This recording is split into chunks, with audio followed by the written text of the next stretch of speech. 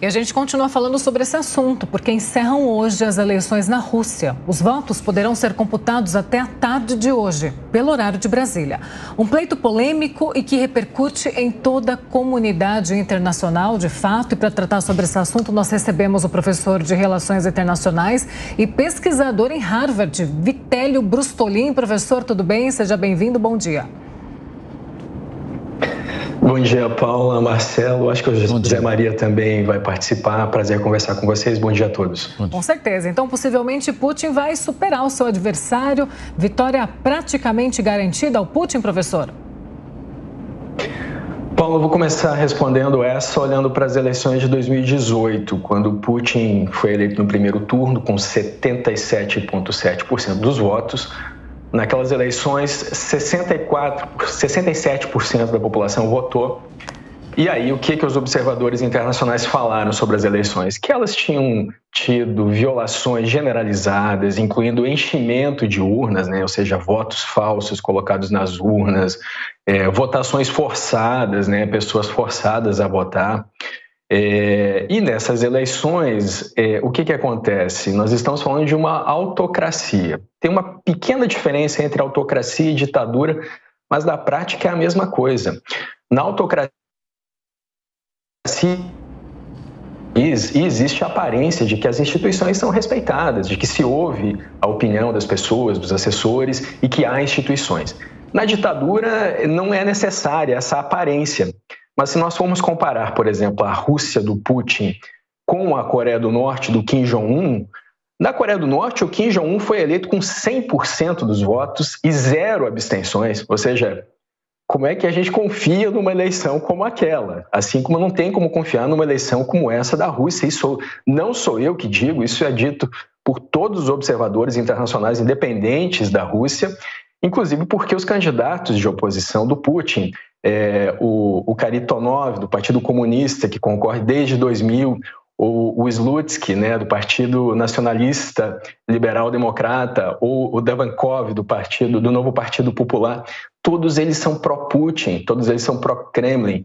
Nenhum candidato contra a guerra na Ucrânia foi autorizado a concorrer. Ou seja, como é que a gente considera isso eleições de verdade? A gente tem que falar nessas eleições russas, entre aspas. Não é possível chamar isso de eleições. Na verdade, elas são uma grande farsa, Paula. Sem dúvida, né, professor? E as ditaduras têm feito isso, né? Quer dizer, a eleição existe, né? Quer dizer, eles escolhem os candidatos, aí somam lá, como o senhor disse. E lá na Coreia do Norte não teve nenhuma abstenção, inclusive, nenhum voto contrário. Chega a ser até, infelizmente, uma tragédia, mas chega a ser até cômico, evidentemente, toda essa situação. Agora, se imaginava, né, professor, pós-guerra, que a Rússia teria um impacto financeiro muito maior do que ela acabou tendo também. Isso acaba, né, fazendo com que ela mantenha esse combate com a Ucrânia. Se imaginava que no início ela teria uma capacidade bélica muito maior, inclusive. Todo mundo fica de olho, lógico, a ameaça nuclear, que é o maior arsenal do mundo, e por isso também o mundo acompanha com todo o receio, todo esse desdobramento. Mas a Rússia, até que nesses 2 anos com guerra, né, ela conseguiu aí se manter economicamente também, muito aquém daquilo que se imaginava, né? As sanções pudessem trazer um prejuízo muito maior para o país, né?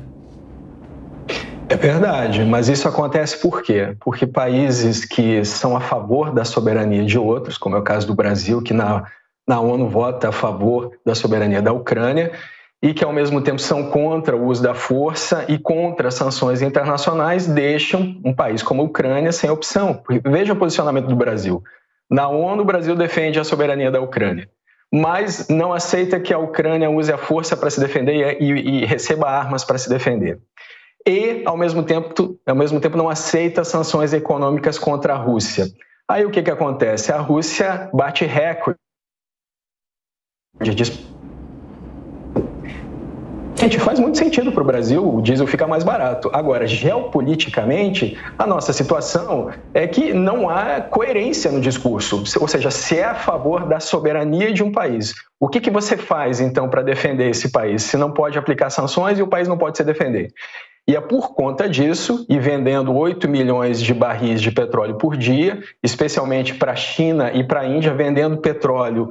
O teto de preços é de $60 o barril para a Rússia. A Rússia vende a $45 o barril e usa 34 dólares como custo de produção, ou seja, lucra 11 dólares o barril.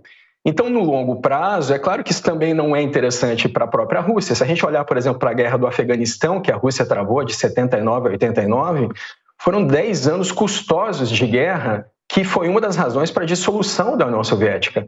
O Putin fez uma economia de 600 bilhões de dólares para essa guerra. Ele está usando essa economia. Até agora, a economia russa tem resistido, em grande parte porque as sanções de 2/3 dos países do mundo não foram aplicadas contra a Rússia. Mas no médio e longo prazo isso não é interessante para a Rússia. Muitos analistas afirmam que o Putin deveria ter parado na Crimeia, mas ele quis continuar com a lista. As consequências estão sendo notadas agora, embora continue de pé. Bom, Zé Maria Trindade está com a gente, então, para participar da entrevista também. Zé Maria, sua pergunta? Sim, professor, eu acompanhei esse processo aí da Rússia e o posicionamento dos Estados Unidos e principalmente do Brasil. Eu, sinceramente, não estou claramente entendendo qual é a relação do Brasil com a Rússia e esse meio de campo entre Estados Unidos e Rússia. O senhor pode esclarecer qual é a posição do governo brasileiro quanto à Rússia, quanto a essa situação da invasão e enfim, os acordos bilaterais e relacionamento? Está meio escuro, não está? Zé Maria, essa pergunta é ótima, porque veja só, o Brasil tem uma política de defesa. A nossa política de defesa é de que nós somos parceiros de países da OTAN desde a Segunda Guerra Mundial. O Brasil lutou ao lado dos aliados, o Brasil recebe equipamento da OTAN e é dependente de equipamento da OTAN. Ainda mais agora que a Suécia ingressou na OTAN por conta da invasão do Putin à Ucrânia, ou seja, a Suécia que foi neutra por 214 anos e que vende os nossos Gripens, o nosso caça, entrou para a OTAN juntamente com a Finlândia, que foi neutra por 78 anos. Então, a nossa política de defesa é alinhada com o Ocidente. Mas a nossa política externa atual parece buscar um alinhamento com o BRICS.